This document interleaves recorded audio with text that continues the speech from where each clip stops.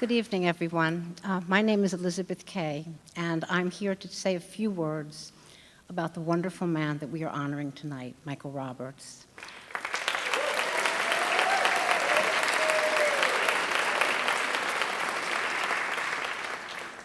Michael makes music, but beyond that, Michael is music. At the piano and in life, all of us who have had the joy of knowing him know that he has brought so much happiness and so much heart to everything he does. His musical life began in 1952 during the coronation of Queen Elizabeth. He was 3 years old at the time, and he was watching it quite transfixed, watching it on his parents' black and white TV. And all of a sudden, he sat down at his little toy piano and actually began picking out the songs he was hearing on the television.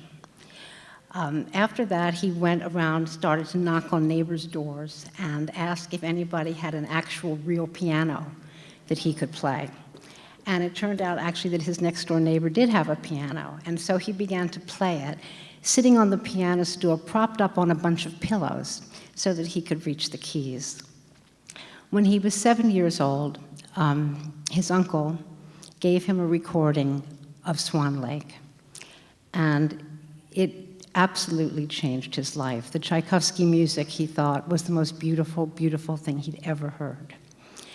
Like Tchaikovsky, Michael understood that ballet music can have the profound depth and beauty of classical music. And it was his first love, and he began to work and practice, and by the time he was 23 years old, he was auditioning for a position as an accompanist at the Royal Ballet School. A great revered school. As he was auditioning, the door to the studio opened, and it revealed two people standing in the doorway who just happened to be Dame Margot Fontaine and Rudolf Nureyev, who were listening to him play. And I love this story because Michael kept playing and he held his nerve, and I've always thought it's a story that shows that from the very beginning, he was staunch and reliable and professional. He worked at the Royal Ballet School for 3 years. During this time, he also was a stage manager in the West End of London for the great producer and director Harold Prince. In 1975, he emigrated to Southern California, and for a year he worked as an accompanist in Arcadia at a small school. And after that, one day he found himself walking into the studio of the great Stanley Holden, the Stanley Holden School, and saying what many an artist has said before and since. And what he said was that he desperately needed a job. Stanley said to him, well, come back tomorrow and you can play for our professional class and let's see how it goes. He came back, he played, and he stayed with Stanley for the next 14 years. The Stanley Holden School, for those of you who don't know, was a great, great school, and everybody passing through the city of any great renown would take class there. So while Michael was there, he played for Mikhail Baryshnikov, Gelsey Kirkland, Anthony Dow, Natalia Makarova. That's just 4 names of the very, very many that he played for. He also, at that time, created his production company, Treble Clef Productions, for which he still makes CDs of his ballet music.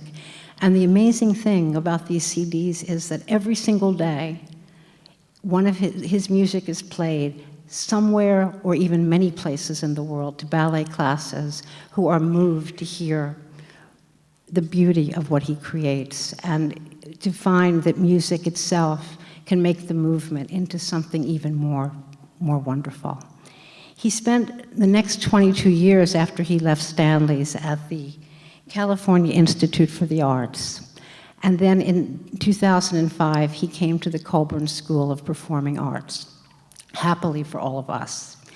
And there he has been also the dance accompanist and also, and I want to get this right, so I'm going to read it, the dance department's music and technical coordinator, and as somebody who has benefited from his skill and his calm and his professionalism in that area, I have to say he's been, for everybody in every capacity, a great joy.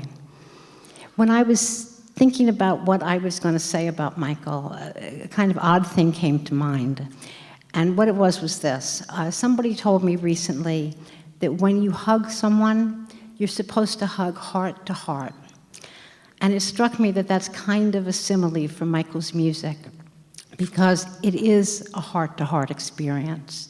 His heart is so full of music and so full of love, and he conveys that in his music, and because he does that, it's our hearts that he touches. And now, Michael Roberts.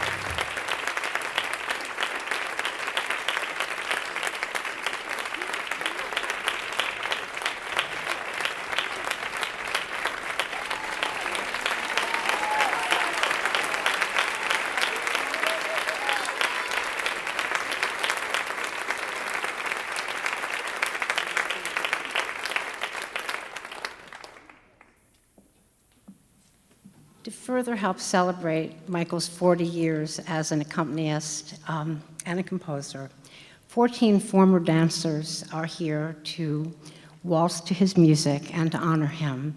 I'm going to, as they come out, I'm going to announce them by name and by the companies they danced with.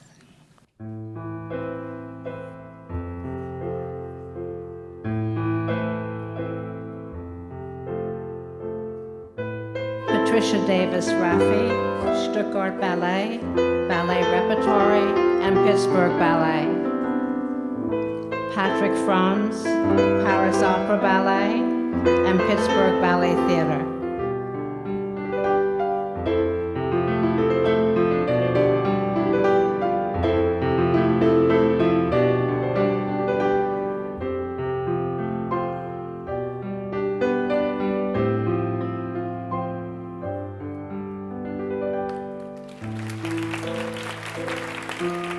OCallaghan, American Ballet Theatre, Lorin Johnson, American Ballet Theatre.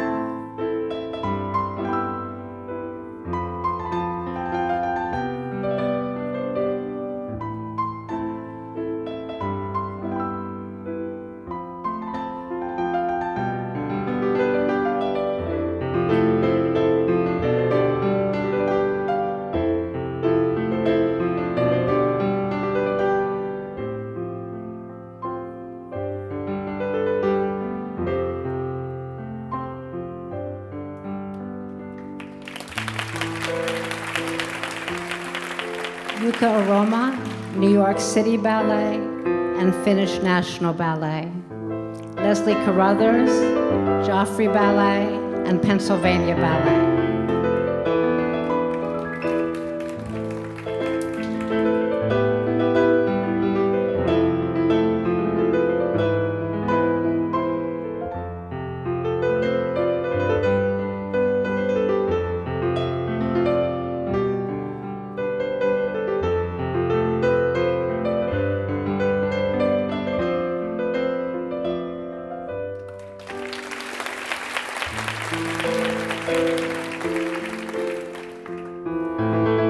Dickson, the original Los Angeles Ballet, and Junji Dezaki, Ken Dance Company, Japan.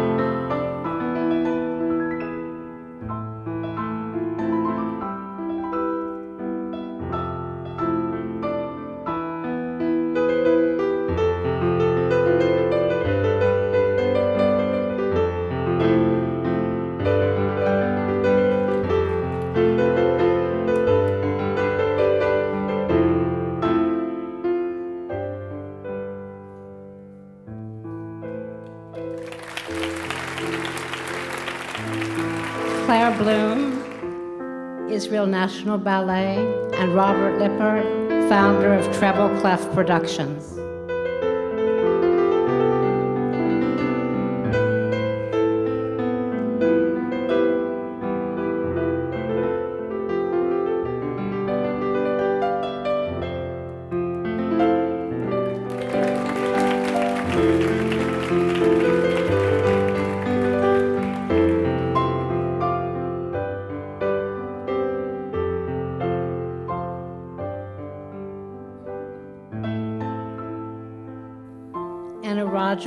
Winner of the Austrian Theatrical Federation's State Diploma for Classical Dance.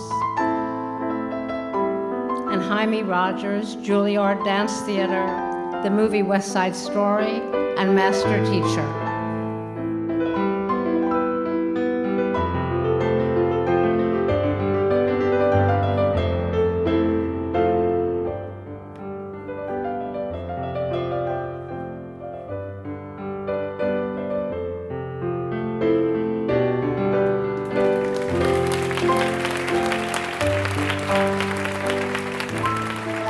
Fiona Lummis, Netherlands Dance Theater, and Hesen Weiren, Hong Kong Ballet, and Cleveland Ballet.